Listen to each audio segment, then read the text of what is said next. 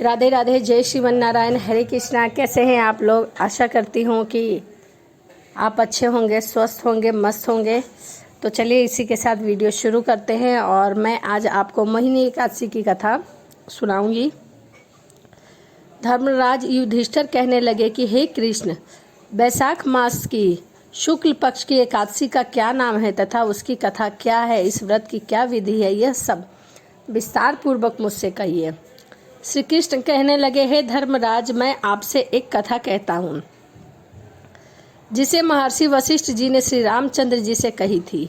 एक समय श्री रामचंद्र जी बोले, हे गुरुदेव, कोई ऐसा व्रत बताइए जिससे समस्त पाप और दुख का नाश हो जाए। मैंने सीता जी के वियोग में बहुत ही दुख भोगे हैं।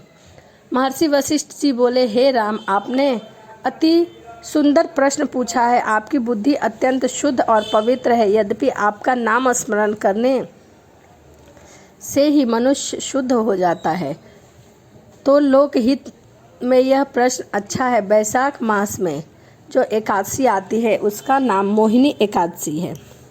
इसका व्रत करने से मनुष्य सब पापों तथा दुखों से छूटकर मोहताज से युक्त हो जाता है। मैं इसकी कथा तुम्हें सुनाता हूँ, ध्यान पूर्वक सुनो।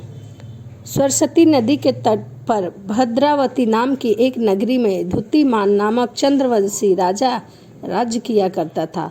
वह धन और धान्य से संपन्न और पुण्यवान धर्मपाल नामक वेश्या भी रहता था। वह अत्यंत धर्मालु और विष्णु भक्त था। उसके नगर में अनेक भोजनालय, प्याऊ, कुआं, सरोवर, धर्मशाला आदि बनवाए गए थे।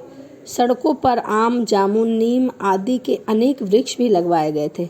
उसके 5 पुत्र थे, सुमना, सुबुद्धि, मेधावी, सुकृति और धृत बुद्धि। इनमें से 5वां पुत्र धृत बुद्धि महापापी था।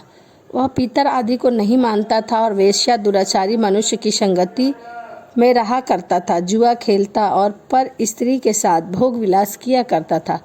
मद मांस का सेवन करता था। इसी प्रकार अनेक कुकर्म में वह अपने पिता के धन को नष्ट कर रहा था।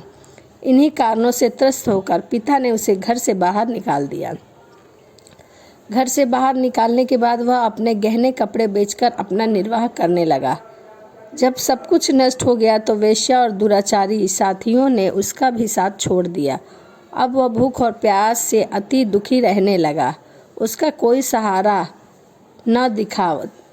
उसके बाद वह चोरी करना भी सीख गए। एक बार वह पकड़ा गया तो वेश्या का पुत्र जानकर चेतावनी देकर छोड़ दिया गया, मगर राजा दूसरी बार फिर पकड़ा गया तो राजा ने इस बार उसे कारागार में डाल दिया। कारागार में उसे अत्यंत दुख दिए गए। बाद में राजा ने उसे नगरी से निकाल दिया और कहीं दूर जाने के लिए कहा। जब वह नगरी से निकलकर वन में चला गया, वहाँ वन पशु पक्षी को मारकर खाने लगा।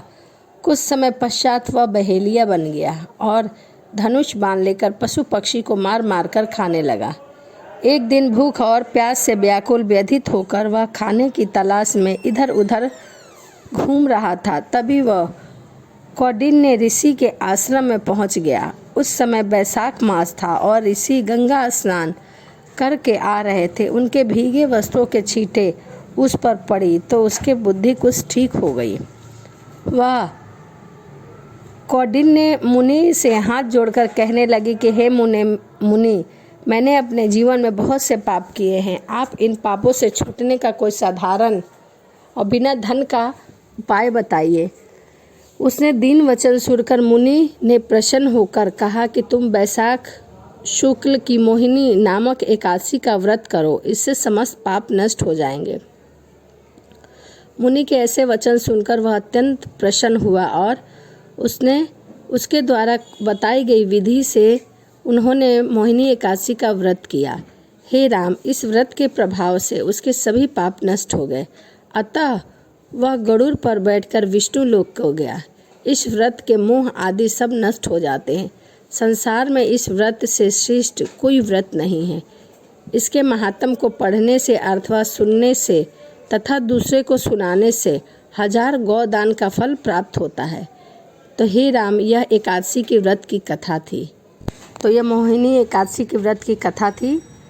तो चलिए मिलते हैं अगली वीडियो में। राधे राधे, जय श्रीमन नारायण, हरे कृष्णा।